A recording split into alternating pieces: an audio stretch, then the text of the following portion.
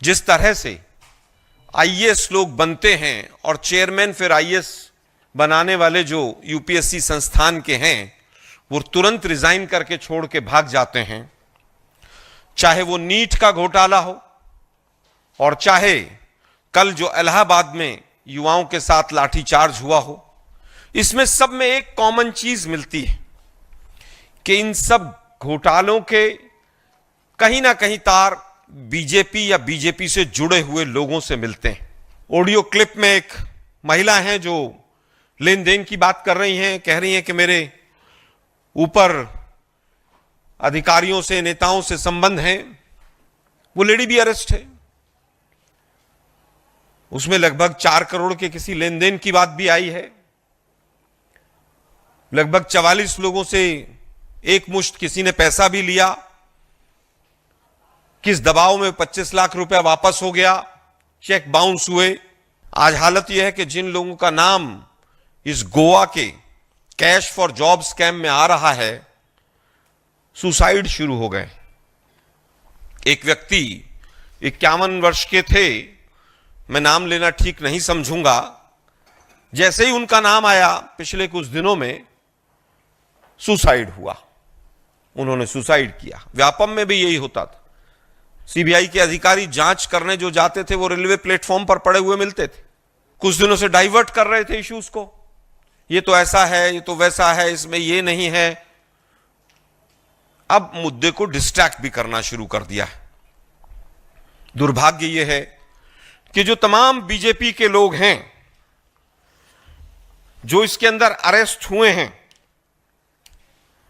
उनके फोटोग्राफ्स तमाम बीजेपी के नेताओं के साथ हैं। ऑडियो क्लिप्स भी आ रही हैं। ऑडियो क्लिप में किसी विश्वजीत का नाम भी आ रहा है। अब हम तो ये नहीं कह रहे कि वो विश्वजीत राणे ही है या कोई और है, ये क्लैरिफाई तो पुलिस विभाग कर सकता है या वो महिला जो अरेस्ट हुई है वो कर सकती है। महिला मोर्चे की इंचार्ज जो हैं गोवा की, वो स्वयं वहां की मुख्यमंत्री की पत्नी है, जिनका नाम है सुलक्षणा सामंत। वो महिला मोर्चे की बीजेपी की इंचार्ज बताई जाती हैं और तमाम सोशल मीडिया के प्लेटफॉर्म्स पर भी ऐसी ही खबर है। यहां पर एक लेडी आती हैं, श्रुति प्रभुगांवकर, ये अरेस्ट हुई। ये बीजेपी की महिला मोर्चे की एक विधानसभा की अध्यक्ष। अब बीजेपी वाले तो पल्ला झाड़ रहे हैं कि साहब पहले थी अब नहीं है, अब नहीं है पहले थी, जो भी कह रहे हो। इनके तमाम नेताओं के साथ फोटोग्राफ भी मिलते हैं।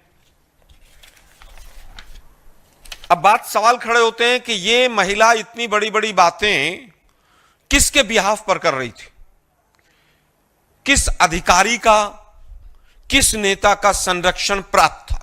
जांच कौन कर रहा है? गोवा पुलिस। गोवा पुलिस किसके अधीन है?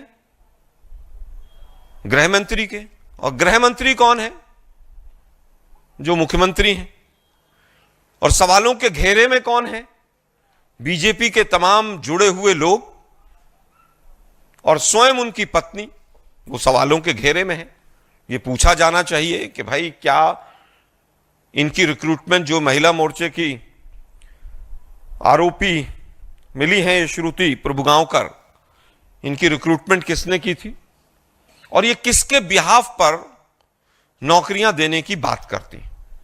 वैसे तो मोदी जी की ईडी सीबीआई बड़ी तेज है, कहीं भी पहुंच जाते हैं। वो जहां चुनाव होते हैं वहां भाजपा के फ्रंटल ऑर्गेनाइजेशन की तरह आगे आगे चल देते हैं। इनकम टैक्स वाले सबसे आगे चलते हैं। होड़ लगी रहती है कौन जाकर क्या पहले विपक्षी दलों के साथ कार्रवाई शुरू करेगा। क्या यह मामला पूरी तरह से जो कैश फॉर जॉब है ईडी संज्ञान में लेगी उसको? क्या यह पूरी तरह से पीएमएलए का मैटर नहीं है? क्या मनी लॉन्ड्रिंग नहीं है? यहां पर 20-20 एफआईआर हो गई हैं। ईडी वाले कहते हैं साहब हम नए केस को नहीं लेते, पहले एफआईआर होनी चाहिए, अब तो 20-20 एफआईआर हो गई हैं। मोदी जी के तमाम पुराने भाषण हमें याद आते हैं 2014 में आए थे वो, बहुत हुई महंगाई की मार अब की बार उनकी सरकार, बहुत हुई बेरोजगारी की मार अब की बार उनकी सरकार। लेकिन दुर्भाग्य है कि आज आलू, प्याज, दाल, जो तमाम छोटी चीजें घर में हम यूज करते हैं, जो रोजमर्रा की चीजें हैं, उनके दाम 100 150% तक बढ़ चुके हैं। रुपया डॉलर की तुलना में गिर रहा है, लगातार गिर रहा है। इंपोर्ट महंगा होगा, पेट्रोल डीजल भी महंगा होगा, उसका सारा कैस्केडिंग इफेक्ट भी आएगा। एक तरफ बेरोजगारी की मार है, एक तरफ महंगाई की मार है। यह सरकार पूरी तरह से गूंगी और बहरी हो चुकी है। आप देख रहे हैं देश लाइव, देश की आवाज। साथियों, आज का विषय बड़ा गंभीर है और जिस तरह से पिछले 10 वर्षों में युवाओं के साथ हर एंगल से धोखा होता हुआ चला गया है, आज उसी विषय को लेकर गोवा में एक नौकरियों का स्कैंडल सामने आया है। पूरी तरह से cash for job scam Goa का सामने आया है। मोदी जी ने बड़े बड़े भाषण दिए थे, न खाऊंगा न खाने दूंगा, और हालत यह है कि जब भी युवाओं के मामले में कोई भी पेपर लीक का मामला आता है, कोई भी पेपर लीक के साथ साथ जॉब्स का घोटाले का मामला सामने आता है,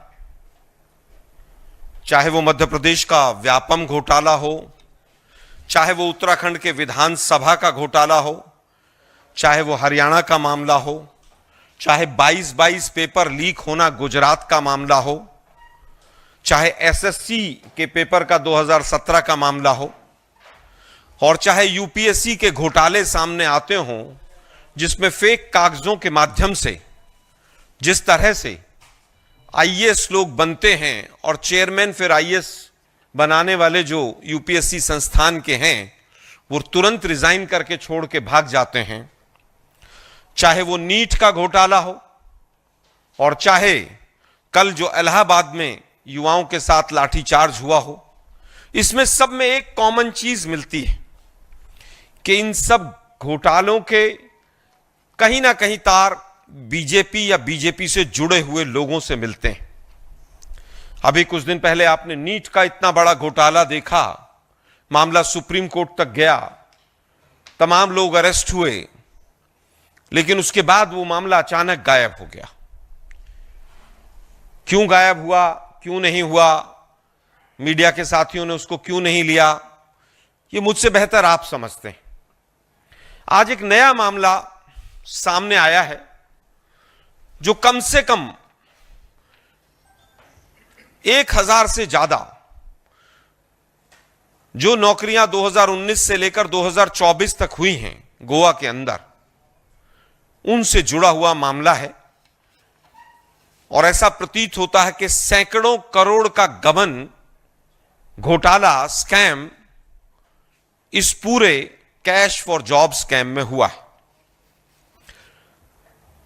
इसके अंदर अभी पिछले कुछ दिनों में जब तमाम परतें खुलने लगी तो अभी तक 20 एफआईआर लगभग हो चुकी हैं, 12 नॉर्थ गोवा में और 8 साउथ में। और मीडिया के माध्यम से जो खबरें पता चल रही हैं कि लगभग 19 लोग इसमें अभी तक अरेस्ट हुए। साथियों, 2019 में गोवा का पब्लिक सर्विस कमीशन का एक एक्ट आता है। उस एक्ट को पोस्टपोन करने के लिए उसमें लूप होल्स निकालने के लिए उसको लागू नहीं किया जाता है। उसमें 2 बार अमेंडमेंट किया जाता है, 2023 में और 2024 में। ये दोनों अमेंडमेंट्स की कॉपीज हैं ताकि एक्ट जो है वो लागू ही ना हो। एक्ट में आप अमेंडमेंट करते रहिए, रिपील करते रहिए उसको, ताकि आपको जो पब्लिक सर्विस कमीशन है गोवा का, जिसके लिए हमने 2022 के अपने मैनिफेस्टो में भी प्रॉमिस किया था कि सारी की सारी भर्ती हम गोवा में पब्लिक सर्विस कमीशन के माध्यम से करेंगे, उसमें आप बदलाव इस तरह से करते हैं ताकि अधिकारियों को, नेताओं को, जो लोग इस पूरे स्कैम में इन्वॉल्व हैं, उनको किसी तरह से बचाया जा सके। जब एक्ट 2019 में आया तो उसको 5 साल तक क्यों नहीं लागू किया, और लागू भी किया तो उसमें फिर अमेंडमेंट्स की गुंजाइश क्यों छोड़ी, और अमेंडमेंट भी उसके अंदर ऐसे किए गए कि 2022 से पहले जितने एडवर्टीजमेंट या प्रोसेस स्टार्ट हुए हैं उनके ऊपर यह एक्ट लागू नहीं होगा। इसी तरह का बिल संसद में भी आया था, याद होगा आप लोगों को।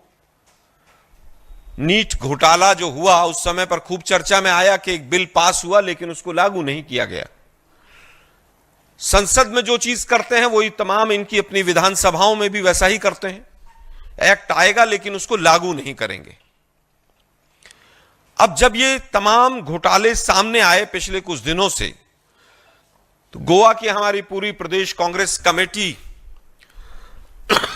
गिरीश जी, इनके साथी जो अभी प्रदेश के अध्यक्ष हैं अमित पाटकर जी, और तमाम कांग्रेस के लोगों ने इस विषय को जोर शोर से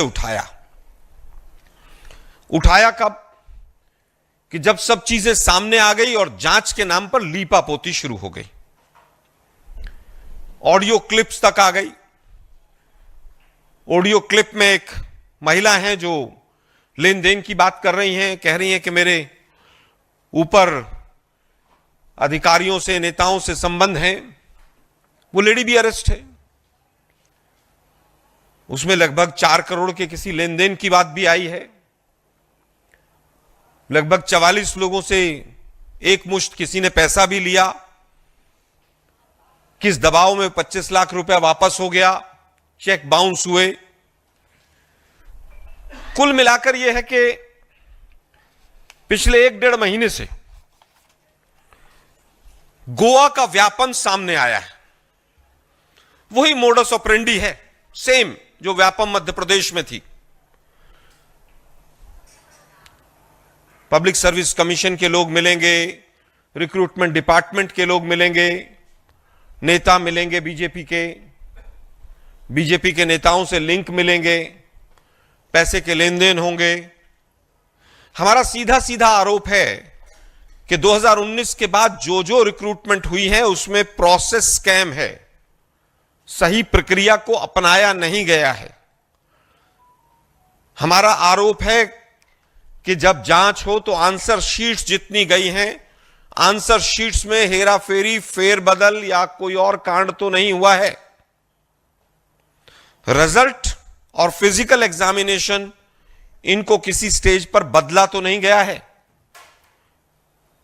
यही मोडस ऑपरेंडी क्योंकि व्यापम में होता था मध्य प्रदेश में, आज हालत यह है कि जिन लोगों का नाम इस गोवा के कैश फॉर जॉब स्कैम में आ रहा है, सुसाइड शुरू हो गए। एक व्यक्ति 51 वर्ष के थे, मैं नाम लेना ठीक नहीं समझूंगा, जैसे ही उनका नाम आया पिछले कुछ दिनों में सुसाइड हुआ। उन्होंने सुसाइड किया। व्यापम में भी यही होता था। सीबीआई के अधिकारी जांच करने जो जाते थे वो रेलवे प्लेटफॉर्म पर पड़े हुए मिलते थे। तो ये व्यापम जैसा घोटाला गोवा में पर दर पर परत खुलता जो चला जा रहा है। दुर्भाग्य यह है कि जो तमाम चीजें निकलकर सामने आ रही हैं उसमें एक ही चीज है जो बीजेपी और आरएसएस की हमेशा से एक तरीका रहा है, deny, divert and distract. Deny करते आ रहे थे, कुछ दिनों से डाइवर्ट कर रहे थे इश्यूज को, ये तो ऐसा है, ये तो वैसा है, इसमें ये नहीं है। अब मुद्दे को डिस्ट्रैक्ट भी करना शुरू कर दिया है। दुर्भाग्य यह है कि जो तमाम बीजेपी के लोग हैं जो इसके अंदर अरेस्ट हुए हैं, उनके फोटोग्राफ्स तमाम बीजेपी के नेताओं के साथ हैं। ऑडियो क्लिप्स भी आ रही हैं। ऑडियो क्लिप में किसी विश्वजीत का नाम भी आ रहा है। अब हम तो ये नहीं कह रहे कि वो विश्वजीत राणे ही हैं या कोई और हैं, ये क्लैरिफाई तो पुलिस विभाग कर सकता है या वो महिला जो अरेस्ट हुई है वो कर सकती है।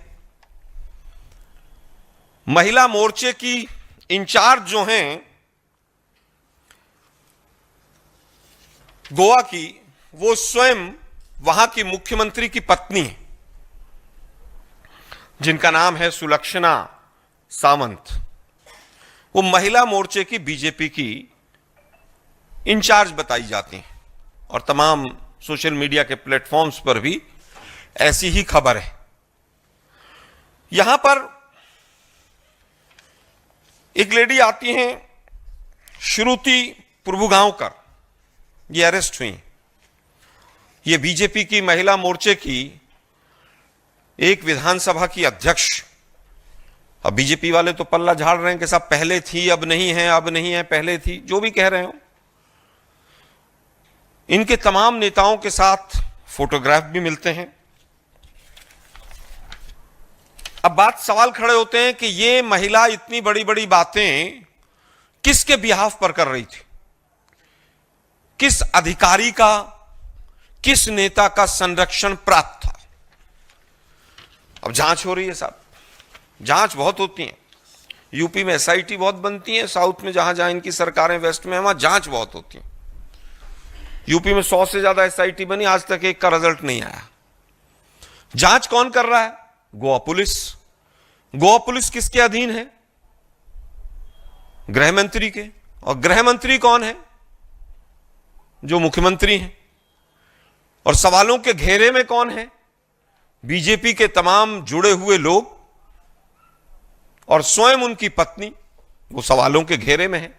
ये पूछा जाना चाहिए कि भाई क्या इनकी रिक्रूटमेंट, जो महिला मोर्चे की आरोपी मिली है श्रुति प्रभुगांवकर, इनकी रिक्रूटमेंट किसने की थी और ये किसके बिहाफ पर नौकरियां देने की बात करती। ये गोवा का व्यापम पार्ट 2 वहां पर चल रहा है और पूरी तरह से लीपापोती की जा रही है। जैसा कि बीजेपी हमेशा से युवाओं के साथ ठगी करती है, युवाओं के मुद्दों से दूर भागती है।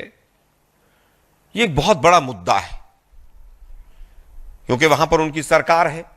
जांच के नाम पर लीपापोती, अमेंडमेंट में एक्ट, मुख्यमंत्री की साहब की नीयत पर इसलिए प्रश्न चिन्ह लगते हैं कि जो अमेंडमेंट किया गया वो किसके कहने पर किया गया? वो अमेंडमेंट जो आया कैबिनेट से पास होकर, उसके मुखिया तो आप ही थे मुख्यमंत्री महोदय। वो किसको बचाने के लिए किया गया कि 2022 तक को बचाइए पहले, फिर बाद में देखेंगे आगे का। एक और अमेंडमेंट ले आएंगे, फिर 24 तक वालों को बचा देंगे। ये एक युवाओं के साथ बहुत बड़ा धोखा है। तमाम लोगों के जो नाम आ रहे हैं, एक दीपाश्री सावंत करके नाम आ रहा है। जो कंप्लेनेंट हैं संदीप परब, उन्होंने पूरी मारडोल पुलिस स्टेशन में लिस्ट दी है, कहां कहां से क्या उगाई हुई है, क्या हुआ है।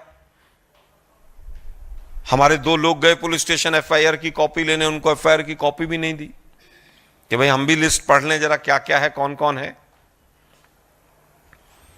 उसमें कहा गया है कि इस तरह से पैसे वापस हुए, इस तरह से चेक बाउंस हुए हैं। एक किसी पूजा नायक का भी नाम है। हमारे 2-3 सवाल हैं कि 2019 से लेकर 24 तक। पहला सवाल हमारा कि पब्लिक सर्विस कमीशन के थ्रू रिक्रूटमेंट क्यों नहीं शुरू की इन्होंने? यह काम जब वहां पर कमीशन बन गया, एक्ट बन गया, तो क्या धांधली के लिए 5 साल तक आपने उस एक्ट के अधीन आकर रिक्रूटमेंट प्रारंभ नहीं की? 1000 से ज्यादा लगभग रिक्रूटमेंट हैं जो बिना पीएससी के हुई हैं, डिफरेंट डिपार्टमेंट्स ने की हैं। पहला सवाल हमारा, आज का स्टेटस क्या है? क्या आने वाली जो रिक्रूटमेंट्स होंगी वो पीएससी के थ्रू होंगी या कोई और अमेंडमेंट तो आप नहीं लेकर आ जाएंगे? तीसरा सवाल, मुख्यमंत्री की पत्नी साहिबा का क्या संबंध है जो लोग अरेस्ट हो रहे हैं? इस पर मुख्यमंत्री स्वयं आकर जवाब दें दोनों सवालों पर, क्योंकि मुख्यमंत्री महोदय आपके परिवार के सदस्य कहीं ना कहीं आज कटघरे में है, सवालों के घेरे में। इसके बाद जांच कौन करेगा? हमारी सीधी सीधी मांग है कि एक व्हाइट पेपर आए 2019 के बाद, कौन कौन सी रिक्रूटमेंट किस किस पोस्ट पर हुई, कौन कौन सी एक्सटेंशन हुई। मोदी साहब की स्टाइल में काम कर रहे हैं ये भी, एक एक अधिकारी को कई कई एक्सटेंशन देते हैं। एक चीफ इंजीनियर साहब हैं, उनको 3-3 एक्सटेंशन मिल चुकी। पूरा मोदी स्टाइल में पूरा रिक्रूटमेंट प्रोसेस और व्यापम स्टाइल में घटनाएं घट रही हैं। व्हाइट पेपर आए 2019 से लेकर 2024 तक कितनी रिक्रूटमेंट हुई है, क्या क्या प्रोसेस रहा है उनका, कब कब डेट ऑफ एडवर्टीजमेंट रहा है, सिलेक्शन का क्या प्रोसेस रहा, एग्जाम की डेट क्या रही, इंटरव्यू की डेट क्या रही, पूरा सार्वजनिक होना चाहिए, एक व्हाइट पेपर आना चाहिए। दूसरा, हाई पावर्ड कमेटी जो इंक्वायरी कमीशन है स्टेट का, उसके अधीन एक रिटायर्ड हाई कोर्ट के जज के तत्वाधान में इस पूरे मैटर की जांच होनी चाहिए। वैसे तो मोदी जी की ईडी सीबीआई बड़ी तेज है, कहीं भी पहुंच जाते हैं, वो जहां चुनाव होते हैं वहां भाजपा के फ्रंटल ऑर्गेनाइजेशन की तरह आगे आगे चल देते हैं। इनकम टैक्स वाले सबसे आगे चलते हैं, होड़ लगी रहती है कौन जाकर क्या पहले विपक्षी दलों के साथ कार्रवाई शुरू करेगा। क्या यह मामला पूरी तरह से जो कैश फॉर जॉब है ईडी संज्ञान में लेगी उसको? क्या यह पूरी तरह से पीएमएलए का मैटर नहीं है? क्या मनी लॉन्ड्रिंग नहीं है? यहां पर 20-20 एफआईआर हो गई हैं। ईडी वाले कहते हैं साहब हम नए केस को नहीं लेते, पहले एफआईआर होनी चाहिए, अब तो 20-20 एफआईआर हो गई हैं। ऑडियो क्लिप्स भी सामने आ रही हैं, सब कुछ सामने। लेकिन ईडी हो, सीबीआई हो, इनकम टैक्स हो, सब खामोश बैठे। मैं पुनः अपनी बात को दोहराते हुए समापन करूंगा। एक व्हाइट पेपर आए, कौन कौन सी जॉब्स लगी, क्या क्या प्रोसेस था, क्या डेट था। दूसरा, हमारी डिमांड है कि हाई पावर्ड कमेटी, जिसको हाई कोर्ट के कोई रिटायर्ड जज हेड करें, वो जांच करे इसकी। और तीसरा, मोदी साहब की जांच एजेंसियां जो हैं वो जाकर त्वरित कार्रवाई करें ताकि दूध का दूध और पानी का पानी हो सके। व्यापम की तरह और लोग इसके कटघरे में आएंगे जब जांच होगी, कहीं और सुसाइड और तमाम चीजें देखने को ना मिलें। लेकिन दुर्भाग्य है कि भारतीय जनता पार्टी अभी भी इसको पूरी तरह से डाइवर्ट करना चाहती है। मीडिया के साथियों के माध्यम से हम कहना चाहेंगे कि ये विषय युवाओं के साथ जुड़ा हुआ है, इस पर आप हमारा साथ दें ताकि युवाओं को न्याय मिल सके। अब इस विषय से संबंधित आपके कोई भी प्रश्न हैं, सादर आमंत्रित हैं। मैं गिरीश भाई से कहूंगा कि अगर वो कोई चीज ऐड करना चाहें तो वो भी ऐड करें। थैंक यू आलोक जी। आलोक जी ने बहुत विस्तार से पूरी चीज़ें सामने लाई हैं। तो मुख्यमंत्री का इसमें जो रोल आलोक जी ने बोला कि 2019 में जो एक कमीशन बना, गोवा स्टाफ सिलेक्शन कमीशन द्वारा इनका रिक्रूटमेंट होना चाहिए था, लेकिन उसके बाद उनको इम्प्लीमेंट नहीं किया जाता। एक्ट फोर्स में आता है और बाद में 2-2 अमेंडमेंट लाके एक साल का एक्सटेंशन देते हैं। एक्सटेंशन क्यों देते हैं? ताकि इस लॉ को रिपील करते हैं और डिपार्टमेंट को पावर देते हैं, बल्कि डिपार्टमेंट इसको रिक्रूट करे, क्वेश्चन पेपर डिपार्टमेंट सेट करे, आंसर पेपर डिपार्टमेंट करेक्ट करे, इंटरव्यू डिपार्टमेंट ले, ताकि ये पूरा प्रोसेस कॉम्प्रोमाइज करे। अभी मुख्यमंत्री के स्पोक्स पर्सन बोल रहे हैं कि उन्होंने एक्ट को लागू किया। अगर मुख्यमंत्री इसका क्रेडिट लेना चाहता है कि इस एक्ट को उन्होंने लागू किया, तो 2019 से 2024 तक जो पूरी रिक्रूटमेंट हुई है वो इस एक्ट के अंडर क्यों नहीं हुई? एक कमीशन में उसको रिक्रूटमेंट क्यों नहीं गया? तो पहले दायरे में जो आता है वो गोवा का मुख्यमंत्री आता है, क्योंकि मुख्यमंत्री ने ये सब फैसिलिटेट किया है डिपार्टमेंट को रिक्रूटमेंट करने के लिए। तो मुख्यमंत्री को जवाब देना चाहिए हर नौजवान को गोवा के जिनको जॉब नहीं मिला है, और जिसको भी जॉब मिला है ऐसा लगता है कि सबने पैसा लेके ही सबको जॉब मिला है। जिसको जॉब नहीं मिला है वो आज पुलिस स्टेशन में जाके कंप्लेन कर रहे हैं। हमने 2020 से मेरे साइन से हमने पूरी लेटर सरकार को दी, पुलिस को दी कि इसके कैसे कैसे चीफ मिनिस्टर का ऑफिस से पैसा लेन देन होता है, कैसे इसको कॉम्प्रोमाइज किया जाता है, कैसे आंसर पेपर स्टूडेंट्स को देते हैं, करेक्शन करके मार्क्स भी बढ़ते हैं। काफ़ी मिनिस्टर्स के जो पीए है जिनको ग्रेजुएशन में पास क्लास से स्कोर हुआ उनको उनके एग्जाम में 98, 99 स्कोर होता है। तो ये बहुत बड़ा अन्याय गोवा के यूथ के साथ हुआ है।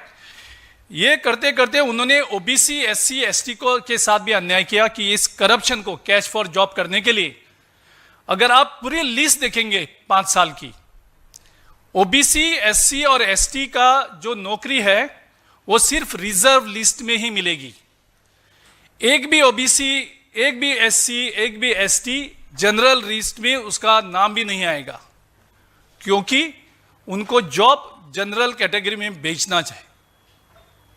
इस वजह से अन्याय ओबीसी, एससी, एसटी के साथ भी है। कैश फॉर जॉब स्कैम का ओबीसी, एससी, एसटी के साथ भी उन्होंने अन्याय किया है।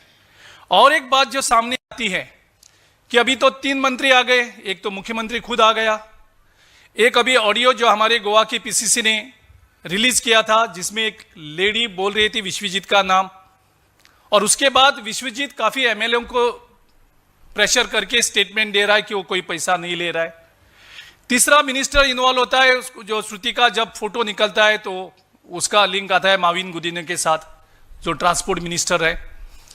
चौथा लिंक आता है और एक विधायक का ऑडियो अभी लीक हुआ है, जो ऑडियो में वे विधायक अपने कार्यकर्ता को बोल रहे हैं कि आपके नौकरी के लिए मैंने बाबूश मंसूरात को पैसा दिया है और पैसा वो आप मुझे वापस दे दो, आपके वजह से मैंने खर्चा किया और इस मिनिस्टर को पैसा दिया आपको जॉब देने के लिए। तो पूरे 3 मंत्री तो अभी सामने आए। अभी आलोक जी ने भी बोला है कि जो महिला की मोर्चा की अध्यक्ष है नुवे कॉन्स्टिट्यूंसी की, जो प्रभुगांव का जिसको अरेस्ट किया है, और उसका प्रभारी है हमारी मुख्यमंत्री की बीवी है सुलक्षणा सावंत। सो अभी मुख्यमंत्री को भी ये चीज बोलना चाहिए कि इनका पूरे इस कैश फॉर जॉब जो स्कैम है गोवा का, उसमें उसका लिंक क्या है, क्योंकि जब तक मुख्यमंत्री के साथ होम मिनिस्टर रहेंगे पुलिस फेयर इन्वेस्टिगेशन नहीं होगा।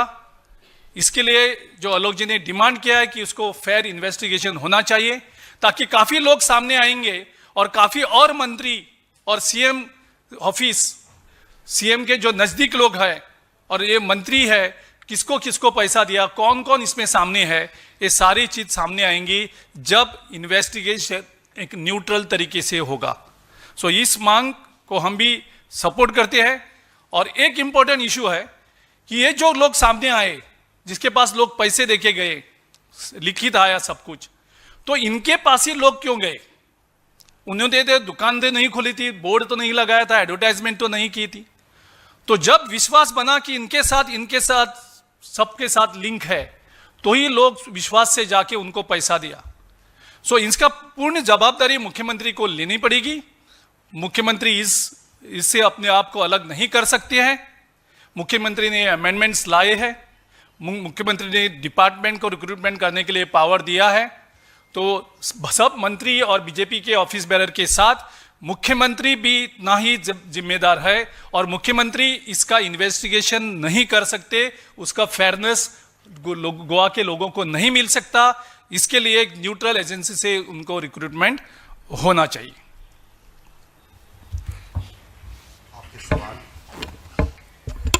जिस घोटाले का आपने जिक्र किया, उसको तमाम भाजपा नेताओं के नाम जिसको लेकर जो है गोवा के मुख्यमंत्री प्रमोद सावंत ने कहा कि गोवा में 5 लाख भाजपा कार्यकर्ता हैं, हम सभी की गारंटी नहीं ले सकते। दूसरा सवाल, जिस तरह से आपने तमाम आरोप लगाए उस पर कल मुख्यमंत्री ने कहा कि जितने लोगों के पैसे लिए गए हैं, जो भी आरोपी हैं, उनको हम जेल भेजेंगे, उनकी प्रॉपर्टी जब्त करके उनको पैसा वापस दिलाएंगे। ये बहुत अच्छा तरीका है। अपने लोगों से चोरी करवाओ, चोरी करते हुए पकड़े जाएं रंगे हाथों तो कहो साहब देखो हम कितने महान हैं, अब हम पैसे भी वापस करवा रहे हैं। सावंत जी आप धन्य हैं। आपको कहना चाहिए कि हम जांच करेंगे, सबको सख्त से सख्त सजा दिलाएंगे, लेकिन दुर्भाग्य यह है कि आप अपने लोगों की जांच कैसे करेंगे। असली सवाल तो यह गृह मंत्रालय और पुलिस आपके अधीन है और आप ही के लोग कटघरे में हैं। 5 लाख कार्यकर्ता हैं, 10 लाख कार्यकर्ता हैं। अगर बीजेपी के कार्यकर्ता हैं तो जिम्मेवारी कोई नवाज शरीफ तो लेंगे नहीं, जिम्मेवारी भी आपको लेनी पड़ेगी, जांच भी आपको करानी पड़ेगी और मोदी जी को जवाब भी देना पड़ेगा। जो बड़े बड़े नारे लगाते थे, ना खाऊंगा ना खाने दूंगा, मोदी जी आपके लोग तो खा भी रहे हैं और खिला भी रहे हैं।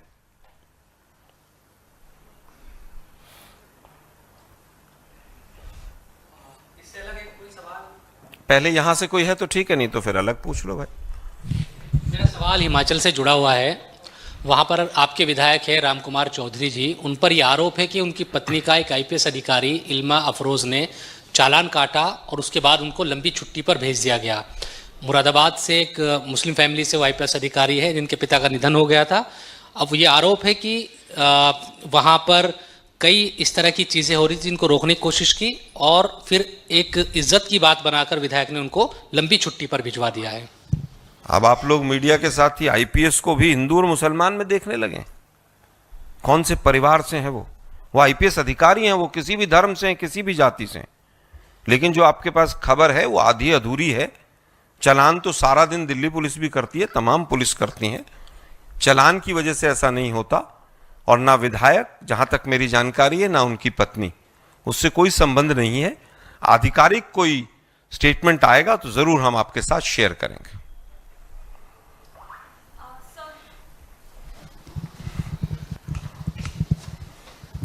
Sir, home minister Amit Shah का बयान आया है। उन्होंने ओपनली का चैलेंज दिया है राहुल गांधी को और कहा है कि ध्यान से वो सुन लें, प्रधानमंत्री नरेंद्र मोदी जो हैं वो वक्फ बिल को इम्प्लीमेंट करके रहेंगे।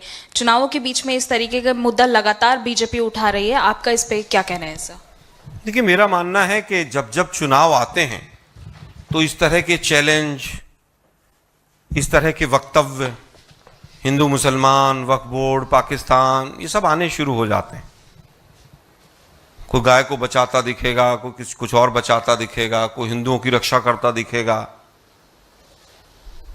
वक्फ बोर्ड संसदीय परंपराओं के अनुसार पार्लियामेंट्री कमेटी को गया हुआ है, वहां पर उस पर डिस्कशन हो रहा है।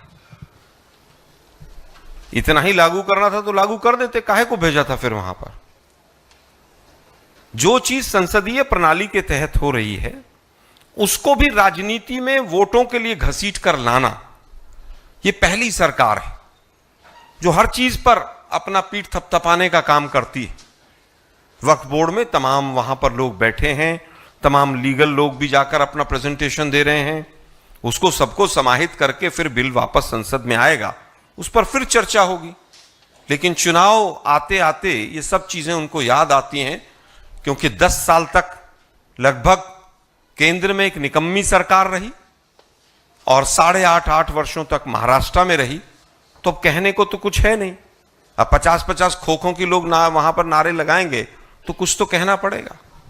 सर, दिवाली खत्म हो गई आलोक जी, उसके बाद भी महंगाई के जो आंकड़े आए हैं वो डराने वाले हैं। महंगाई की दर लगातार बढ़ी है और कहा जा रहा है आने वाले वक्त में महंगाई और बढ़ेगी।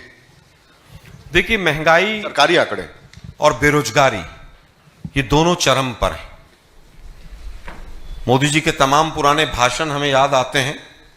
2014 में आए थे वो, बहुत हुई महंगाई की मार अब की बार उनकी सरकार, बहुत हुई बेरोजगारी की मार अब की बार उनकी सरकार। लेकिन दुर्भाग्य है कि आज आलू, प्याज, दाल, जो तमाम छोटी चीजें घर में हम यूज करते हैं, जो रोजमर्रा की चीजें हैं, उनके दाम 100-150% तक बढ़ चुके हैं। रुपया डॉलर की तुलना में गिर रहा है, लगातार गिर रहा है। इंपोर्ट महंगा होगा, पेट्रोल डीजल भी महंगा होगा, उसका सारा कैस्केडिंग इफेक्ट भी आएगा। एक तरफ बेरोजगारी की मार है, एक तरफ महंगाई की मार है। यह सरकार पूरी तरह से गूंगी और बहरी हो चुकी है। ये सरकार बिल्कुल भी गरीब आदमियों के लिए किस तरह से उनकी रसोई चल रही है चिंतित नहीं है। और मोदी जी बड़े बड़े भाषण दे रहे हैं महाराष्ट्र और झारखंड में जाकर, लेकिन महंगाई का मां भी नहीं बोल पा रहे हैं। मोदी जी आप ही कहते थे ना, सवाल आप ही लगाते थे, जरा महंगाई पर भी महाराष्ट्र में बोलकर दिखाइए। सर, जिस तरीके से अभी सुप्रीम कोर्ट का डायरेक्टिव आया है बुलडोजर एक्शन के ऊपर, उसके ऊपर आपकी क्या प्रतिक्रिया होगी? देखिए, सुप्रीम कोर्ट में जो बुलडोजर एक्शन के ऊपर पिटीशंस लगी थी, उसमें एक पिटीशन मेरी भी थी, जिसके ऊपर तमाम डीएम से आंकड़े मांगे गए थे। तमाम डीएम्स को पार्टी भी हमने बनाया है।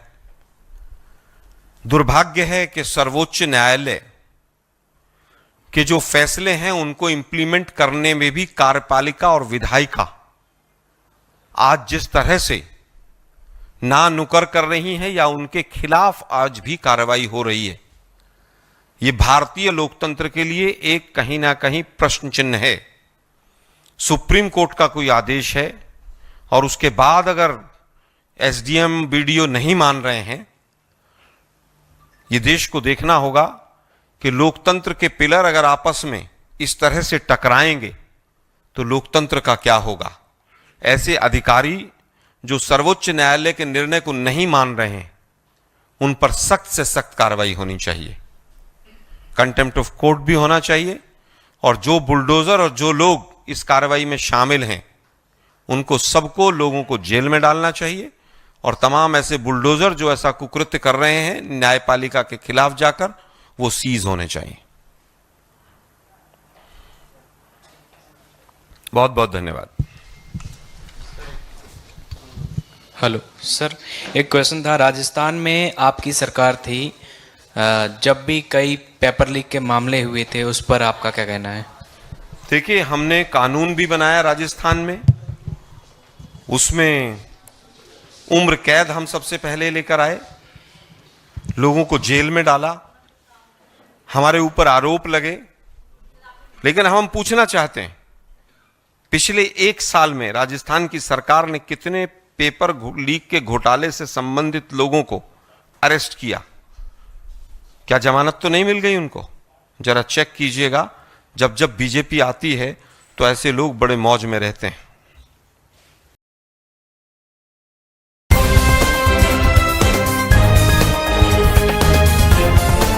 देश और दुनिया की तमाम छोटी और बड़ी खबरों के लिए हमारे चैनल को सब्सक्राइब करना न भूलें और बेल का बटन जरूर दबाएं।